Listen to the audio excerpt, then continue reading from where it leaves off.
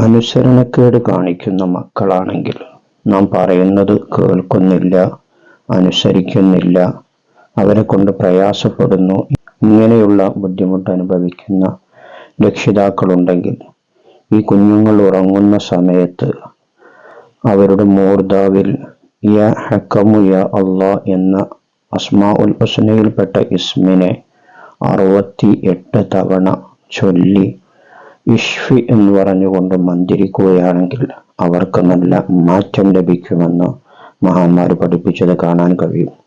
അതുപോലെ തന്നെ യാ റാഫിഉ യാ അല്ലാ എന്ന ഇസ്മിനെ 33 തവണ കുട്ടികളുടെ മൂർധാവിൽ അവരുറങ്ങുന്ന സമയത്ത് അവരുടെ മൂർധാവിൽ മന്ത്രിച്ചാൽ അവർക്ക് നല്ല ഓർമ്മശക്തിയും ബുദ്ധിശക്തിയും ലഭിക്കുമെന്നും മഹാന്മാർ പറഞ്ഞത് കാണാൻ കഴിയും. അപ്പോൾ നാം നമ്മുടെ മക്കൾക്ക് വേണ്ടി ഇതിനെ ചെയ്തു കൊടുക്കുക, മക്കളുടെ ഭാവി സുരക്ഷിതമാക്കുക.